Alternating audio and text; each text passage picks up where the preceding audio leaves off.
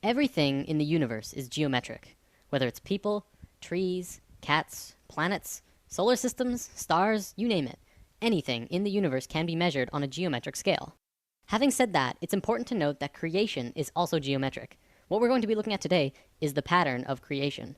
Essentially, what this means is that everything in the universe comes out of this single pattern. I'm not making this up. This single image will change everything. When I mentioned in Lesson 5 that the ancient Egyptians and even more ancient civilizations knew about a deeper, basic understanding of the universe, this is the flower of life, and it is also the creation pattern of everything in existence. Even non-tangible things, emotions, thoughts, music in its entire spectrum, everything comes from this image. Okay, so there are 13 information systems that comes out of the flower of life. Today, I'm going to show you how physical reality can manifest itself, which is just one of the 13 systems. In future lessons, we will look at more. It's also important to note that at first it may not make sense. I ask that you do not choose immediately to shut this out, and just watch with an open mind, and try and see this in a new way. Also, I want to tell you that by learning about sacred geometry simply by observing, you are absorbing only a very minuscule amount of information. If you really want to learn more, you must begin to draw it yourself. I kid you not, when you do this, you begin to see things in a new way. You begin to understand why things are done in the way that they are done. Promise.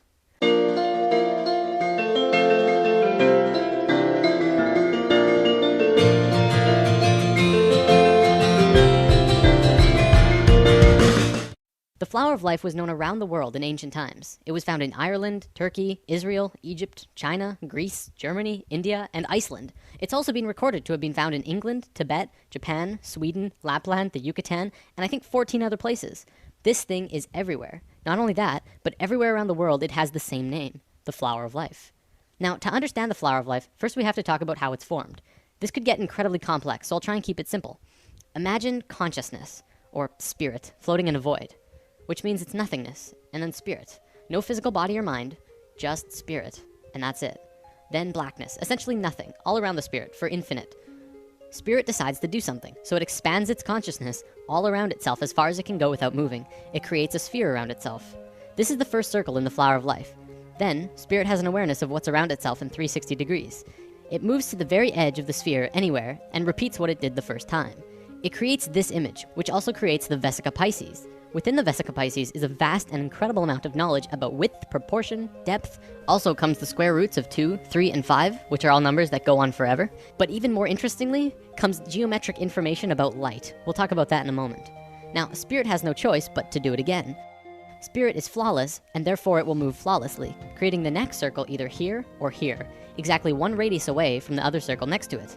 Every time spirit moves another sphere, more and more knowledge comes out of the image that is created. The first complete image to be formed is this. It has two names, the seed of life, or the Genesis pattern, and for good reason.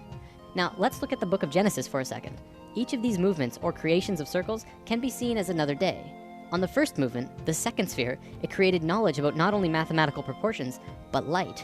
The first sentence of Genesis says, "The earth was without form and void, and that the Spirit of God moved upon the face of the waters." In the very next sentence, God says, "Let there be light." The key here is in the order. The movement happened first, then light happened immediately after.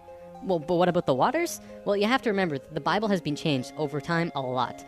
The ancient Egyptians would say that the way our modern Bibles begin creation is impossible, especially if you think about it from a physics point of view. Imagine a dark, infinite space that goes on forever and ever in all directions. You're just floating there with nothing. You can't really fall, but where would you fall to? From a purely physics or mathematical point of view, motion itself, or kinetic energy, is absolutely impossible in a void. You can't even rotate, because motion cannot become real unless there's one other object in the space around you. So the ancient Egyptians would say that before God moved upon the face of the waters, it would first have to create something to move relative to. So, Genesis pattern, after 3 spheres, you get the Holy Trinity. Another interesting one, it says in many Bibles of the world, not just the Christian Bible, that on the 4th day of Genesis, exactly 1/2 of creation was completed. Starting from the first motion, exactly 1/2 of the circles were formed on the 4th day. 5th day of Genesis, 6th circle, more information, and then on the 6th day, a geometric miracle takes place. The last circle forms a complete 6-petaled flower. This is what many earlier Bibles meant when they said, "In the beginning there were 6." Our Bible even said creation was formed in 6 days, and this fits exactly. This is the pattern of Genesis, and so it's called the Genesis pattern. It's also the beginning of the creation of the universe that we live in. These original movements of spirit are really important, but now let's look at something even cooler. Another image that comes out of this pattern is this. It's called the Tree of Life. Many may recognize this as the Jewish or Hebrew Kabbalah, but the Kabbalah did not originate this image, and there is proof. The Tree of Life does not belong to any culture, not even the Egyptians, who carved the Tree of Life on 2 sets of 3 pillars at Karnak Temple, Luxor, over 5,000 years ago. It's outside any race or religion, as with all of these images. They are patterns that are intimately connected with nature. You'll also notice that every circle on the Tree of Life is either the length or width of the Vesica Pisces. The second image beyond Genesis in the Flower of Life is the Egg of Life. This is formed during the second vortex motion. Upon its completion, it creates an image like this, a 3-dimensional shape that you can hold in your hand. If you were to connect their centers, you would see a cube. So what? Who cares? Well, the ancient Egyptians did, because they were concerned with creation, life, and death.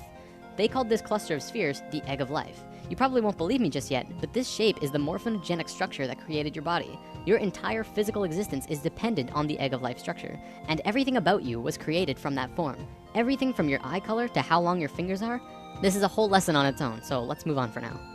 All around the world, the Flower of Life was always made the exact same way. See, this pattern can clearly go on forever. However, they always stopped after 19 circles.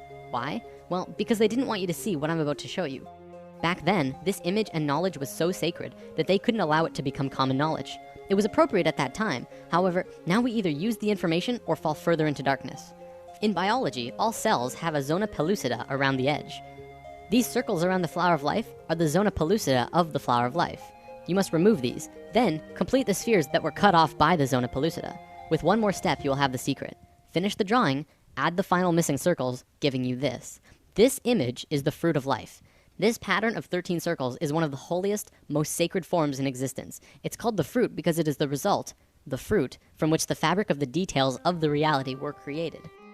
Remember when we talked about male and female energy, lesson 4? As you can see, this image is female. It has no straight lines. However, when you combine male lines with these female circles, something amazing happens. What you do is draw a straight line from the very center of every single circle to every other circle in this image. When you do this, you get an image which is known throughout the universe, everywhere, as Metatron's cube. It is one of the most important informational systems in the universe, one of the basic creation patterns in existence. So what is Metatron's cube? Well, anyone who has studied sacred geometry, or even regular geometry for that matter, knows that there are 5 unique shapes in the universe, and that they are crucial to understanding both regular and sacred geometry. They are called the Platonic solids. A Platonic solid has certain characteristics by definition. First of all of its faces are the same size. For example, a cube, the most well-known Platonic solid, has a square on every face, so all of its faces are the same size. Secondly, the edges of the Platonic solids are all the same length. All edges of the cube are the same length. Third, it only has one size of interior angles between the faces. In the case of the cube, this angle is 90 degrees. And fourth, when put inside of a sphere, all of the points will touch the edge of the sphere perfectly. With that definition, there are only 4 shapes besides the cube that fit that description. So what are they? Well, we have the dodecahedron, the tetrahedron, the octahedron, the isosahedron, and the hexahedron. All of these shapes are found within Metatron's cube. This knowledge is also where original alchemy came from. The ancient alchemists and great souls like Pythagoras, father of Greece, considered each shape to have an elemental aspect to them. The tetrahedron was considered fire, the cube was earth, the octahedron was air, the isosahedron was water, and the dodecahedron was ether. Ether, also known as prana, and tachyon energy are all the same thing. They extend anywhere and are accessible at any point in space, time, and dimension. This is the great secret of zero-point technology. The sphere is voidness. These 6 elements are the building blocks of the universe, and they create the qualities of the universe. To summarize, this is the first informational system that comes out of the Fruit of Life through Metatron's cube. In alchemy, they rarely discussed ether.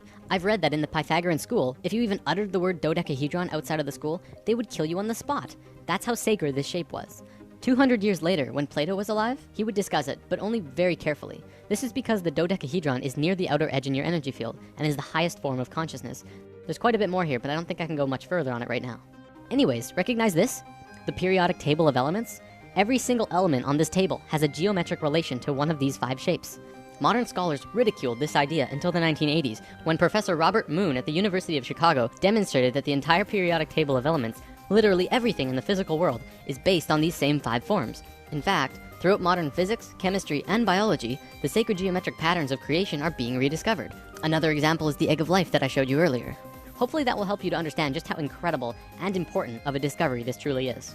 Everything that modern science knows about the elements and reality are tied together through the Platonic solids, which come out of Metatron's cube, which is formed out of the Fruit of Life, which comes from the Flower of Life, which is made by spirit. Damn. Whether you're convinced yet or not, this is the missing piece of the puzzle. It all comes down to spirit. Don't forget, this is just one of 13 informational systems that created the universe. If you want to study this on depth in your own, the best resource I'm aware of is the book The Ancient Secret of the Flower of Life. Alright, I'm gonna wrap up with something I think you'll enjoy. Do you believe in aliens? Even after lesson 5, I realize many of you might be skeptical. Would you believe me if I flat out told you that aliens have been coming to Earth and helping us for a very long time now? No? How about now? This is the flower of life in a crop circle. Remember, the flower of life is not only tied to everything in the universe, but consciousness, spirit, as well. Here's another one, and another one. Here's the Vesica Pisces in a crop circle. See, by creating these crop circles, aliens have been actually affecting and helping the consciousness of the planet. Do not fear aliens. They're here to help.